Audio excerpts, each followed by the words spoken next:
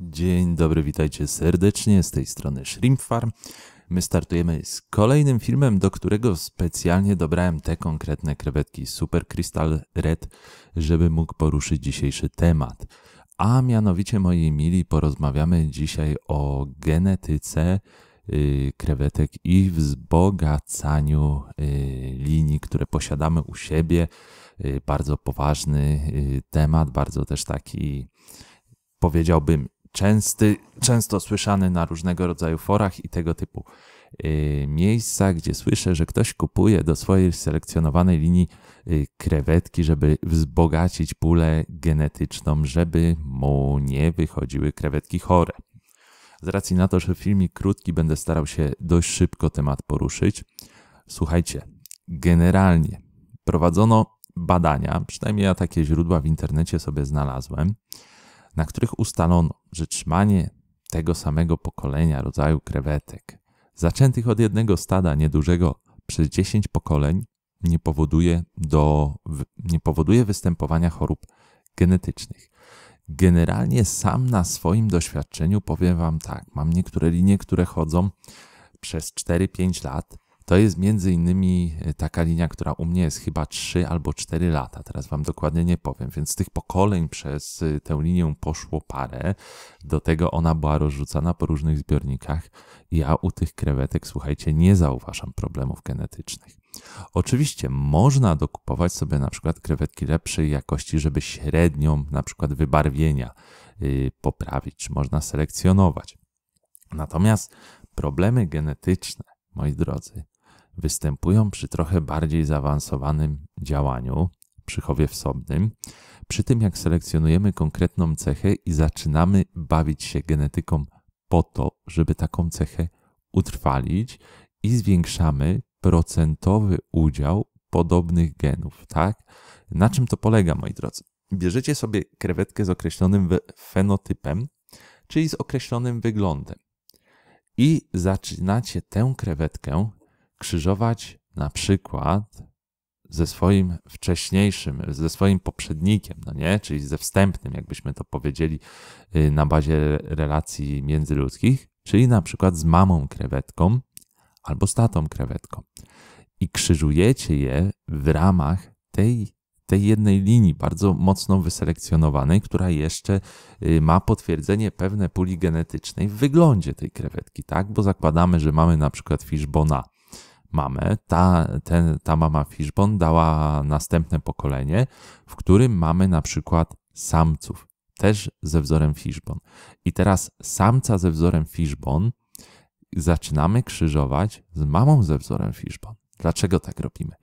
Dlatego, że to są krewetki o możliwie mocno zbliżonym fenotypie, a z tego wynika o dość mocno zbliżonej puli genowej. I zaczynamy powtarzać ten proces, no nie? Czyli zaczynamy te pokolenia o odpowiadającym nam wyglądzie krzyżować i wtedy rzeczywiście mogą powstawać wady genetyczne, czego dobrym przykładem jest mój film Najdroższa krewetka, który sobie możecie znaleźć na kanale, na którym to filmie pokazuje na przykład z Garnelaxi. Tam są krewetki Galaxy Pinto i wśród tych krewetek młode pokolenie zaczęło dawać dużo krewetek z krótkim karapaksem albo z długim karapaksem.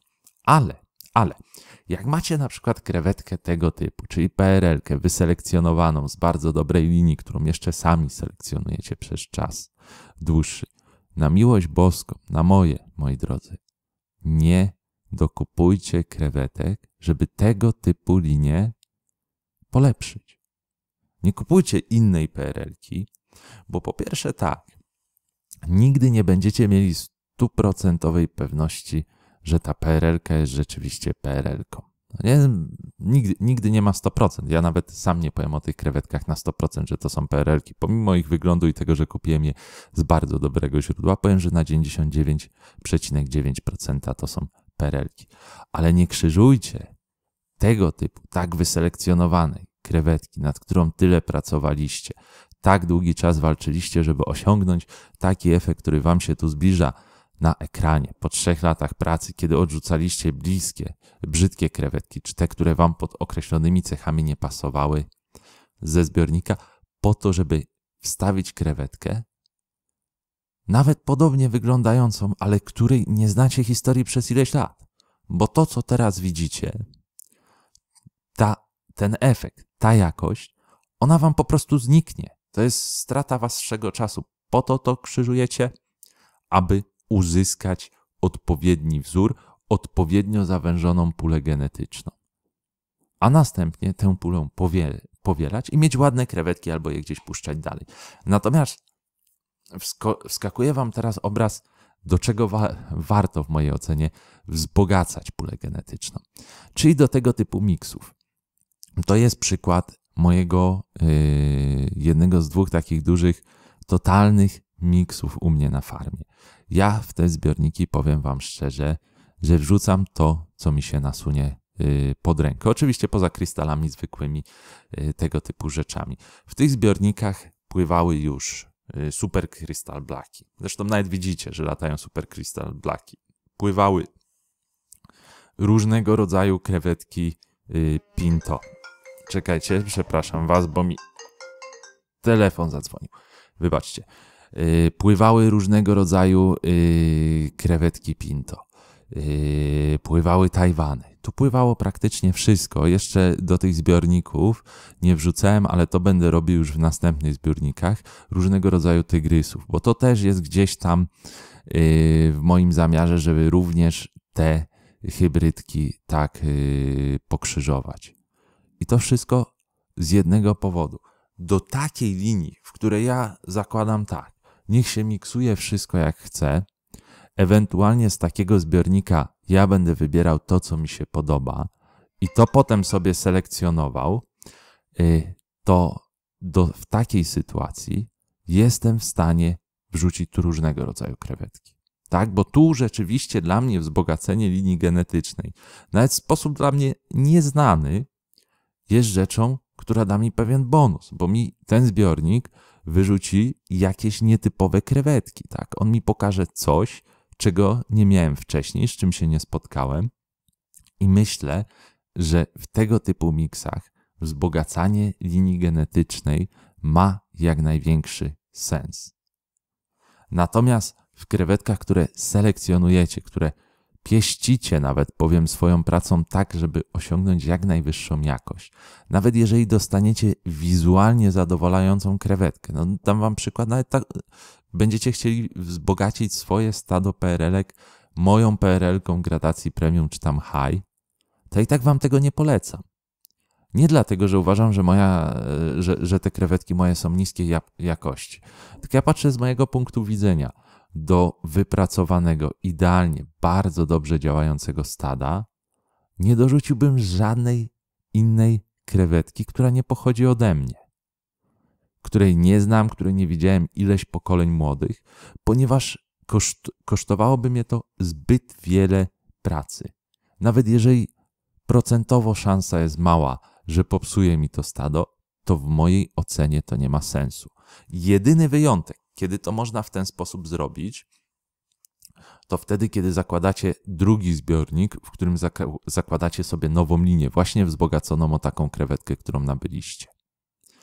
Natomiast jeżeli macie to uzasadniać tym, aby nie było chorób genetycznych u krewetek, żeby ta linia była bogata, dobrze sobie radziła, żeby z nią się nic złego nie działo, w mojej ocenie jest to bez sensu, ponieważ tak jak mogę powiedzieć to na bazie moich własnych obserwacji, w szczególności w odniesieniu do karidin, ponieważ neokaridiny u mnie nie są jeszcze zbyt popularne, to w mojej ocenie stado może wiele lat funkcjonować i tak naprawdę nie spotkałem się jeszcze z krewetkami u mnie w zbiornikach, które miałyby jakieś istotne problemy genetyczne na taką skalę, która by uzasadniała jakąś szczególną interwencję. Raczej taki zbiornik bym zamknął, jeżeli by coś takiego mi się pojawiło, niż podejmował z tym potem jakąś szczególną walkę.